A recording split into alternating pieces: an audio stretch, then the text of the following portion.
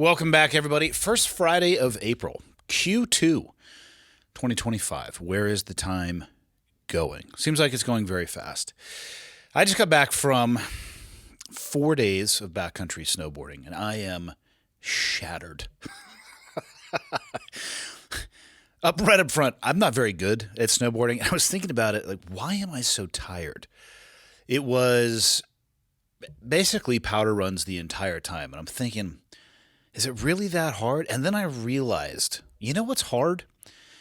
Digging yourself out of a tree well, picking yourself up countless times after, for no real reason other than sucking at snowboarding. You end up face down in the snow, board above your head, on your back, looking up, tumbling, tomahawking, all the things. And I realized that's probably why I'm so sore and tired. So crazy soul turns up there in Canada. But man, the body is tired. So I don't know what that has to do with anything. It actually has nothing to do with anything. We're going to do a normal Q&A today. We've got 3 questions. Before I get into it, give me a few seconds. Let's pay the bills. Today's episode is brought to you by AG1. I, most of the time, do a pretty good job at a macro level. When it comes to my health and fitness, I can do a pretty good job. I can avoid alcohol. I can get some good sleep. I do an okay job of dialing in my diet from time to time. I could do better there. But honestly, I don't really do well at the micro. It's not intentional either. I hate taking 15 different things. I don't know. It's a drain, and it's just not something that I enjoy, which is one of the things that I love about AG1. As you all know, I had some surgery on my stomach a couple years ago. They wouldn't let me drink any water, so I'm on a headlong journey to try to stay more hydrated. This helps. I'm actually having some right now in this, 450 milliliter or 16 ounces. I mean, come on, people. Container that it comes in. It actually comes, and the powder itself is in this really cool little, I think this is metal, actually. I put it in the refrigerator. But it allows me to tackle a bunch of stuff at once. Vitamins, minerals, or vitamins, minerals, depending on where you're from. Prebiotics, probiotics, greens, superfoods, antioxidants, stress adaptogens, digestive enzymes. Yeah, I'd rather have it in a simple serving like this with some water, tackling all of those micro things so I can focus on the macro. One little tip that I recommend: put a little bit of water in here first, then put the scoop in, and then more water on top. It's just way easier to shake. If you start with the scoop in, it can get stuck on the bottom, but it is what it is. A scoop of this a day couldn't be easier. And like I said, it allows me to target all the micro things that I know are important, but I don't pay enough attention to them. Thankfully, there's brands out there like AG1 that do. So I highly recommend it, and they have an offer for the listeners to the show. New subscribers are going to get a free $76 gift when you sign up. You're going to get a welcome kit, a bottle of D3K2, and 5 travel packs in your first box, so you can take some of this on the road. So make sure you check out drinkag1.com/clearedhot to get the offer. That is drinkalphagolf1.com/clearedhot to start and continue the year 2025 on a healthier note. Back to the show. Okay, got the red smoke. Gun run, north or south, west of the smoke, west of the smoke. Okay, copy, west of the smoke. I'm looking at danger close now. Come on with it, baby, give it to me, I need it. You're cleared hot. Copy, cleared hot. All right, people, here we go. First Q&A of Q2. First Q&A since I shattered my body. Let's see how we do. 3 questions for today. Some pretty heavy topics. Serious ones, heavy ones, important ones. Question 1. Been watching your show for a little while now. I find myself laughing at the same kind of messed up stuff that you laugh and joke about. But regardless of how much I laugh and smile day to day, I find that there is an emptiness inside. I go to therapy. I've been going for a couple years now. It's changed me for the better. I take antidepressants, which were not as bad as I thought they would be. In fact, they actually help. Outside of the weight gain, I just tell myself I'm on a permanent bulk. It's a good way to look at it. However, no matter how hard I try to find something worth living for, I cannot seem to find it. I know that life can suck. It can be boring, and it can also be pretty awesome. But overall, I find myself disinterested in participating in any of it. Maybe I've just been living on borrowed time. Regardless, I have no interest whatsoever in being a human being. It's not that it's too much of any one thing. It's just that I don't really see a point in sticking around. Anyway, I know that was kind of a bummer to read. If you have any advice, I would greatly appreciate it. Let's open with this. I'm not a doctor. I'm not a mental health specialist. I am not a counselor. Don't look to me for any of that type of advice, please. I can talk to you about my own experience interfacing with those type of people, but I am not the burning bush when it comes to this stuff. Let's just open with that. Man, for whoever wrote this in, I wish I could sit and talk with you because I have some questions. And I've talked about this before, the limitation in reading an email that is sent to me. It's a one-way medium. I don't have the ability to ask some questions. The first one I would ask to this person is, how old are you? My optic on time has shifted greatly since I was younger in my life. I remember being under 10 years old. I definitely remember my early teens, thinking that 30 was as old as anything ever lived in the history of the world. And my frame of reference on time was probably measured in hours, if not days. And then you hit your 20s and your 30s and your 40s, and I'm, knocking on the door of the 50s here in a few years. And what a wild change in optic when it comes to time and how long things are tolerable and how many things that you experience in your life that you think might be insurmountable at times, and then you can look back and they're really formative in turning you into who you can become as long as you don't give up. I would ask you how old you are. And I would ask you if, when going to therapy, if you say these things to your therapist. I would hope that the answer would be yes. But if not, I would ask why. Because the things that you are talking about, they're serious things. But I also don't want you to think that you are alone. So I'll be brass tacks honest with everybody. And I don't know if people want to hear this or not, or if it helps or not.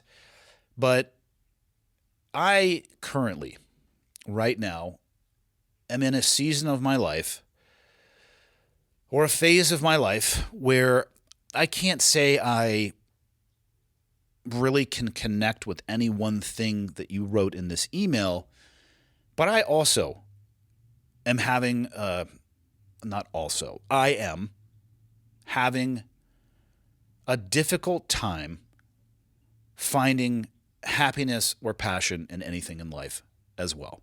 I'm not saying I'm suicidal. I enjoy the activities that I do. I enjoy the relationships that I have. This is not a cry for help. I'm just being honest about where I am in my life. I have good days and I have bad days. I have up seasons and I have down seasons, and I have the transitional seasons in between. This isn't the first time I have ever felt like this, and it probably won't be the last time I'll feel like it either. And I've tried to spend a good amount of time reverse engineering why I am struggling to find happiness in the things that I do. And again, it's not that they're not enjoyable. It's just that, a lot of the things at the end, whether successful by a small margin or successful by a big margin, you just land at meh. And it hasn't always been like that. I will say this. I probably have a shallower range, and this is what people have told me, a shallower range of emotions than some people. I don't have extreme highs and I don't have extreme lows. I never have. But I do have highs and lows. And thinking about what's going on in my own life, and I'm trying to view this through, like I said, when it came to the optic of time, looking back in my life, what have I encountered in my life that is similar, and what drove me to that place? Or maybe not even what drove me. What choices did I make that terminated in me being in that place? For myself, and again, just being totally brass tacks honest, I am stressed about life right now from a professional perspective, not a personal perspective. I truly, with every ounce of my fiber, believe that I have found my person in Leah. She makes me such a better person. Being around her is enriching to my life. My relationship with my kids is as good as it's ever been. Open and honest communication. I'm getting to spend as much time with them as they will allow me into their life. Talking about their future, being involved in what it is that they're doing. It's fantastic.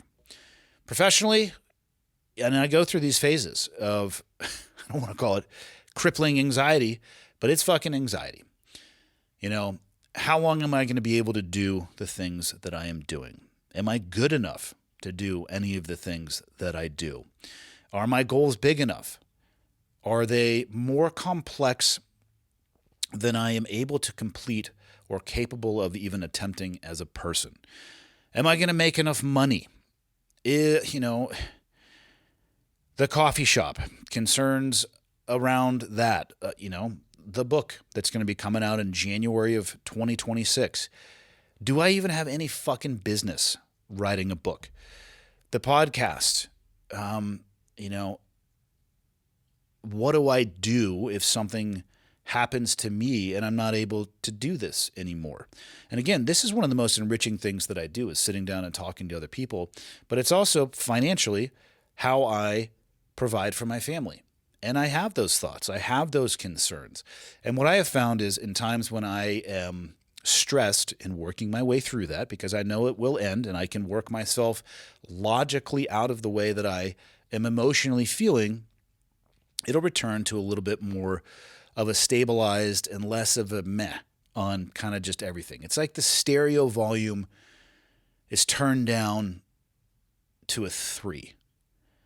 And I understand the value in the things that I do, but I just struggle to get the joy out of them that I normally do. And that's okay. It's okay to have seasons in your life. The happiest people that I know have seasons in their life. They are not always on a 45-degree angle trajectory up. I just don't think life is possible to live like that, because if you're out and about, you're going to get challenged with things you didn't expect. It's going to have impact on your life that you didn't expect. You might make choices that terminate in experiences that you didn't expect, not all positive. It's more like a sine wave than it is a vector, which needs an amplitude and direction heading up. So I can empathize with the person that wrote this email. My biggest piece of advice: 1, if you're talking to a therapist, fantastic. 2, if you are in fact telling your therapist what you wrote in this email, that's amazing. If you're not, please change that to being you are talking to your therapist about that. And 3, and maybe, I don't know how I would rank any of these, take a breath and realize, regardless of how long you have felt like this, there is a pathway out of it. I have had some downtimes in my life. I'll use my divorce as an example, which took nearly 2 years. And I do my absolute best to never talk about any of the specifics, for the simple reason that I always say is I have the ability to have this platform. The other person involved in that process does not. It is not fair for me to talk about it, about the details. It's not anyone's business other than the people who were directly involved. And the internet fucking lives forever. And the last thing that I want to do is be somebody talking about somebody or something in a particular way that my kids will find later on. I don't want to have that impact as well. And I also don't want to shade the lens with which they may view their mom. But what I can say is this: that was the hardest thing that I've ever done in my life. And that was a season that lasted for about 2 years. And I didn't know where the bottom was. I didn't realize that somebody could have that low or small of a sense of self-worth and that much questioning of who they were as a man, as a partner, as a father, their capability to even have relationships, not even romantic relationships, but just relationships in general, their ability to recreate and redefine themselves professionally. It was, I want to say soul shattering, but that's not the right word. It felt that way at times. It was identity shattering. It made me question every single aspect of who I was. And I thought it was never going to end. And in those moments, especially in moments for this person, I've never been suicidal. I've talked about this. I understand. I can understand how people arrive at that place. I have never arrived at that place myself. And I realize it's an illogical or irrational decision that in the moment to the people oftentimes probably feels rational. I have no experience with that, but enough experience around people who have made that decision. It's just that I don't really see a point in sticking around. That sentence leaps off the screen to me. And if you feel that way now, I don't want to say that that's okay, and I don't want to say that that is normal.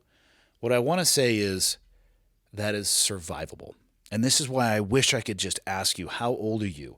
Talk to me about relationships that you have had. Talk to me about your parents. Talk to me about how you grew up. Has there ever been anything in your life that legitimately put a smile on your face that was hard for you to get off? Because those are avenues that we can discuss that I can't do that on this one-way medium. But life is not roses. It's really not. And it's one of the things that I hate about how many people, not everyone, but many people view the special operations community. They think that they wear a uniform and they have a Superman cape and everything bounces off of them. They're just made of Teflon and something hits them and it just slides off. And that's not true. And it's not the case. Can some of the people tolerate more than your average person? Probably. Does it all have a residual impact? Yes, it does. If unchecked and undealt with, does it oftentimes terminate in horrendous behavior? Yeah, it does. Does it lead to a place where some of these people decide that the world is better off without them? Yeah, it does. And I can't think of a single one of those people that's made that decision where that was actually true. You may not see a point in sticking around. I suspect the people around you in your life would have a wildly different view of that statement or the world that would be left behind if you weren't in it. And that is a hard thing to do, is to view that through somebody else's eyes. But I would recommend that you try. And all of that is in hopes that you don't get to a place where an irrational decision seems like it's rational because you can't or have yet to find happiness or joy or connection. As somebody who has had seasons of their life where all three of those things are missing, all I can tell you is they don't always last forever. Nothing is permanent. They say death and taxes, but, I guess those are two good examples. And I would add to that suffering. I really would, Life is going to be about suffering at times. It's not all gumdrops falling out of the sky and rainbows and meadows. I've just never met somebody, regardless of how successful they are from the outside, where that is their life. So maybe setting that as the expectation doesn't do anybody any good either. Keep talking to your counselor, please. Keep taking the antidepressants if they help. SSRIs get a really bad rap. I know of people who needed to untangle a chemical imbalance in their body, and that was the bridge that allowed them to do so. Some people end up taking them for the rest of their life. Some people take them until their body can reorient itself and they can work their way off of it. I don't think there's necessarily a recipe that works for everyone. So that also may be a season in your life as well. Try to find something. This email to me is macro in nature. Overall, grander, big picture, I don't feel like I have utility in the universe. My advice to you would be go the opposite direction and try to focus on the micro. Is there anything, a relationship, a friend, a pet, an activity that sparks any level of joy for you in your life? And the reason I bring those things up, and by all means, it doesn't need to be any of those things. It could be whatever you want it to be. If you can think of one of those things, is you need a Lego piece. You need the smallest Lego piece of any Lego piece that has ever existed, so you can figure out a way to stack another one on top of it, and then another one, and another one, and another one. And before you know it, hopefully you have the Empire State Building of Lego pieces. And you will look back and you will say, that season of my life sucked a big old dong, but I got through it. And it will help you when it happens again, because it's going to. And that sucks. But I look back in my own life, oftentimes the biggest leaps that I have made in personal development and growth, or changes in trajectory in my own life, have occurred shortly after the lower seasons of my life. And whether that was just taking an objective look at who I am and how I was living my life, an objective look at my goals, at my work ethic, at my discipline, whatever it may be, and making some changes that landed me in a place I didn't really think was possible.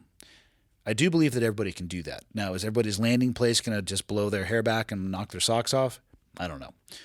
But I bet you it will be better than the situation that you have described.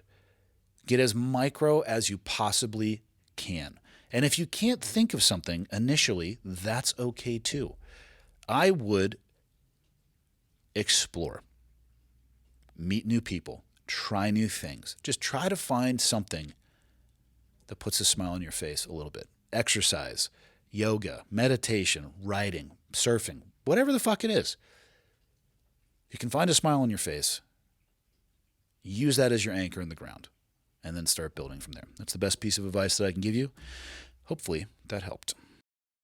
This episode is brought to you by Stopbox. Let's talk about firearm ownership here for a second, through the lens of safe and secure storage. There are millions of gun owners in the United States, and there are two categories that seem to battle, even though there's some room in between. One category is the firearm needs to be in a safe at all times, locked away, and the other one is out of a safe, secure storage medium and accessible at all times with almost no gray area in between. And the reality is you can have both. Enter Stopbox. Specifically, I'm going to be talking about the Stopbox Pro. When I've talked about this before, I opened it first, but I actually am going to show you, for those of you who are video, I have it already open, and then I'll show you how I open it here in a sec, to give you some idea of relative size and scale of what you can fit in here. This is an iPhone 16. If you put that in the corner, it shows you could actually put quite a bit in here. You could definitely put a full-size firearm in here. You could put a flashlight. You could put travel documents. Whatever it may be, it closes on right up. One thing to notice, this is mechanical. It doesn't require batteries. Now, to open this up, you can go with the factory programmed finger code, if you will, or setting, which I wouldn't recommend. But you push in the code, a little bit of downward pressure, and it's going to pop open for you. A little bit difficult to show on the video, which is why I showed it open first. But that's what's awesome about the Stopbox Pro. Like I said, it doesn't require batteries. It's mechanical. It's not going to fail you if a battery were to die. And it's a good blend between readiness and secure storage. Some cool things about Stopbox: they're all made in the United States. So supporting their product ensures not only high quality craftsmanship, but it brings meaningful jobs and opportunities for American workers. If you travel like I do, sometimes people want to travel with their firearm. The Stopbox Pro is TSA compliant. Checked baggage, obviously. Please do not try to bring this in a carry-on. Research and Google ammunition requirements for travel. It can be done, but you have to meet those requirements. And Stopbox offers a variety of other products. I've had a few people reach out to me, well, what about in my car? They offer a vehicle safe, chamber lock, and other essential gear designed to keep you prepared and protected wherever you are. For a limited time, listeners of the show are going to get a pretty crazy deal. Not only do you get 10% off your entire order when you use the word cleared hot or code cleared hot at stopboxusa.com, But they're also giving you a buy one, get one free for their Stopbox Pro, which again is what I was demonstrating. If you're on the video, you'll be able to see the size and scale. So that's 10% off and a free Stopbox Pro when you use the code ClearedHot at stopboxusa.com. That is stopboxusa, all normal spelling.com. Discover a better way to balance security and readiness with Stopbox. Let's get back on the show. All right, question 2. Got an interesting one here. Andy, thank you for taking the time to read this email. I'm writing to you with the hope that you'll give me your honest feedback. I'm a 35-year-old woman who suffers from BED, or binge eating disorder. I have been a binge eater for over 20 years. Because of this, I am overweight. I have not been formally diagnosed, but I more than fit the criteria. I lost 60 pounds 7 years ago and have been able to keep it off. I would like to lose another 30 to 40 pounds, but my metabolism is shot from years of binging. Believe it or not, I'm relatively healthy in my day-to-day life. I have 2 jobs, and between them, I average 17,000 steps daily. Jesus, that's impressive. I don't think I average a fraction of that. I take an hour walk most days as well. I count calories and focus on protein, fiber, water, etc. Every 10 to 15 days, the food noise is so intrusive that I cave. I gain 2 pounds overnight, another 2 over the next few days from inflammation, and by the time the weight comes back down, I am binging again. I have struggled with the same 10 pounds for 7 years. Embarrassing, but true. I spoke with a therapist, and it did me no good. I am not an emotional eater. I had a healthy childhood, 2 great parents, and a bunch of siblings. And yet, I spend every waking moment fighting off my disorder. If I see a food that looks good, I cannot function until I have it. Food is my drug. I come from a long line of alcoholics, and the addiction to food is just as real. I finally caved and talked to a weight loss specialist about GLP-1 weight loss injection, or about a GLP-1 weight loss injection. After hearing about the benefits besides weight loss, I took the injection 2 weeks ago, and I feel like a new person. I am free from the shackles of constant food noise and the shame I feel for my own thoughts. I haven't even considered binging. It's a mental health drug for me and has improved my day-to-day life so much that it brings me to tears. The weight loss is just the cherry on top. So, why am I here?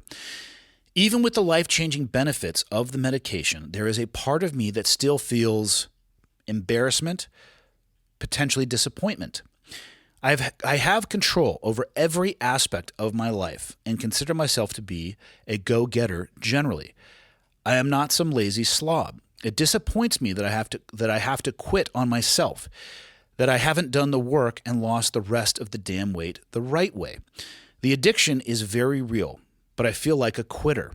I know I ultimately needed to get to the bottom of why I binge, and this medication is a Band-Aid. But it has its claws in me for sure. After losing 2 brothers to alcoholism, both in their early 30s last year, I feel like I owe it to myself and maybe to them to deal with my own bullshit, if for no other reason than just to be able to say I mattered enough to do it.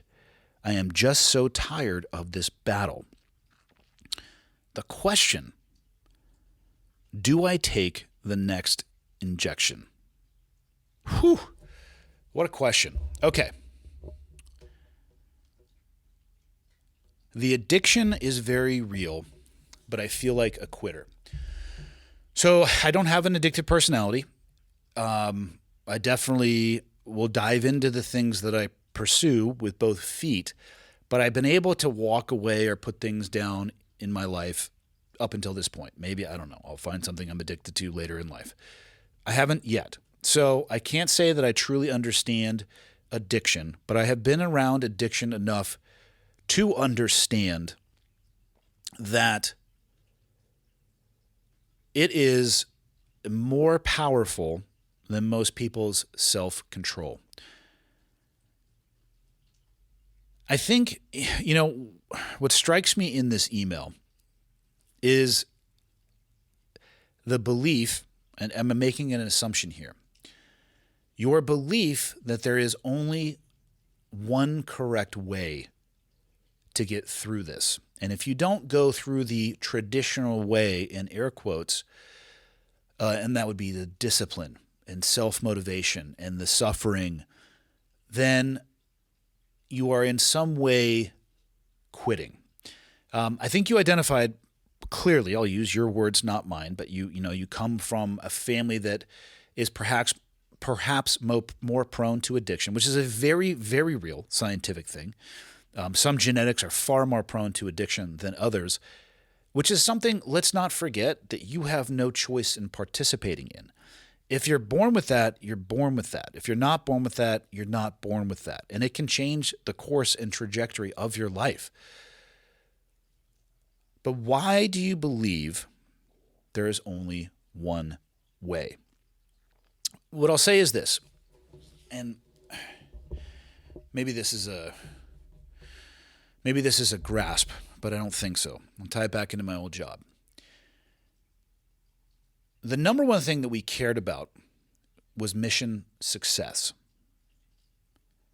Not once do I remember an after action where people truly harped on the how we achieved mission success, unless there were things in that mechanical way that we did it that could be improved upon or were dangerous or we needed to evolve. The only thing that mattered was success. Everything else was secondary, tertiary, or not even talked about. So if your goal here is to lose the weight and gain a sense of control over your binge eating, and this particular medicine is opening the door and allowing you to see the sunlight on the other side of it and step into that sunlight, why does it really matter? Now, I don't know much about the GLP-1s. I know that they are newer. I believe it was somehow tied, I think, to diabetes. The medicine originally, blood sugar control. I know that they are looking at doing a larger doses, microdoses, all of these things. I have no experience with it whatsoever, and I am not incredibly knowledgeable about it. But if a tool exists that would allow you to bridge a genetic, I don't want to say deficiency, gap. If this tool allows you to bridge that gap and get to your end state, why would you not take it? Now, I'm not saying throw caution to the wind, educate yourself, talk to your doctors, manage and monitor your health metrics. But if this is truly an addiction, which you have defined that it is, that addiction may be more powerful than your discipline and self-control. I don't think that your brothers probably wanted to die in their early 30s due to alcoholism. There gets to a point where alcoholics simply cannot stop drinking. Or if they do, that'll actually kill them as well if they don't wean themselves off of it. I don't think your brothers or anybody else that you care about their opinion will give two shits in the least whether you did this through punishing yourself by running through the Mojave Desert with your hair on fire or taking advantage of advances in health and science and using a tool that is available. I mean, you could go crazy with this and say, well, you know what? Anybody who uses anything other than their motivation and willpower to achieve any of their goals is a piece of shit, right? They're cheating. Well, guess what? We all cheat with this little digital device in our pocket. You know, before this and unfettered access to information, you had to look stuff up. You had to go to a library. You had to talk to people. You had to do research. Not that you can't, research and talk to people on your phone, but it's a different mechanism. The speed, the velocity with which you can do so exists. So are people that rely on these devices, which are evolving faster than humanity is, in my opinion, are they cheating or are they taking advantage of the technology of the time? Ibuprofen, aspirin, Tylenol, whatever, acetaminophen, those things, they weren't always around in the forms that we have them now. But if somebody gets a headache and they take one of those things to be able to function throughout their day, or a cold medicine, or fill in the blank, a vaccine, I mean, are they cheating Or are they taking advantage of the system that is in place so they can keep moving the ball down the field? And I mean, people can land wherever they want to on either of those things, but as long as you know what you're getting into, I've said this countless times. I am a fan of adults consenting and doing whatever it is that they want to do. Live your life however you want to live your life, because you are the only person that's ever going to walk a mile in your shoes. In what you described, I'm going to see if I can try to find it. I am free from the shackles of constant food noise and the shame I feel from my own thoughts. I haven't even considered binging. It is a mental health drug for me, and it has improved my day-to-day life so much that it brings me to tears. If you presented this choice to the average person and you wrote that down on a card, that was what was on one card. On the other card, it was constantly fighting your thoughts, an inability over years to lose the last X number of pounds that you have been struggling with, the embarrassment, the shame, the regret, the lapses in discipline, how that makes you feel about yourself. And you were to present people, and one, by the way, the card that, has changed your life so much that it brings you to tears, allows you to achieve your goal. And the other one would be a massive question mark, but an unlikely that you would actually achieve your goals because of how long you've already been struggling with it. Present to your average person those two cards. Which one do you think they're going to take? I think more often than not, if not almost always, they're going to take the one that allows them to achieve their goal. Now, again, I'm not saying go into this blindly, because I know that there are some consequences to the GLP-1 pathway, or not pathway, but pipeline as well. Be aware of those things. You have to decide for yourself if the juice is worth the squeeze, but just go into it knowledgeable and knowingly. Make educated decisions as a consenting adult. Do I take the next injection? I'm not going to say yes or no to you. I'm sorry, I'm not going to give you that much direct feedback, because you are the only person that has to live your life. I'm trying to lay out for you how I think other people may judge this or view this choice outside of living in the bubble that you do, of knowing how you've talked to yourself for how long you have, the struggles you've gone through, the family you come from. People don't know those things. You are the one who has to carry that burden, and you are the one who has to make this choice. I don't think there's anything wrong with using modern and emerging technologies to bridge gaps in capability to achieve your goals. We do it all the time, whether it's with our phone, whether it's with a computer program, in business, personal, professional. I don't think there's anything, probably not any sector, that wouldn't take every technological advantage that they can to achieve their goal. So I'm sure you were looking for an answer of yes or no. I'm not going to give you the answer yes or no. I'll simply ask you, what is your happiness worth? And does it matter what anybody else may think about the path that you have chosen? I think if you can answer those two questions, you will arrive at the answer for, do I take the next injection or not? Question number 3. Let's finish the episode off with a real high note, shall we? Andy, hope you're having a good day. I'm emailing to ask you if you ever have times when you're alone where your mind shifts to your friends that you've lost, specifically to suicide and addiction. I recently lost one of my friends from my time in service to fentanyl on the 15th of this month. I believe this came into March, so this is just last month. I find myself breaking down into tears, not full-on crying, though it almost always happens when everything is quiet or if the weather is super beautiful. My mind drifts to him. It's not the first time I've gone through something like this. I've lost my roommate to suicide when I was 20 years old, and I walked into his room and saw him. I've gone to therapy to work through that trauma, and it was the best decision of my life. Therapy is truly a blessing when you put the work into it. But now, with my recent friend passing, I find myself thinking about both of them. Do you ever find yourself thinking about your friends who are no longer here, just looking for someone else's perspective who has lost friends to suicide and addiction? Thanks, and love both Change Agents and Cleared Hot. Hope you have a good day. Man, like I said, some heavier topics for today. Oh, I don't think there's a day that goes by. I'm sure there is. I'm sure there is, actually. It would be hard-pressed for me to find one of those days, though. I don't want to say, that every single day I have these thoughts, but it would be hard-pressed for me to find a day or point back at a day where it's not even when things are quiet or with by myself.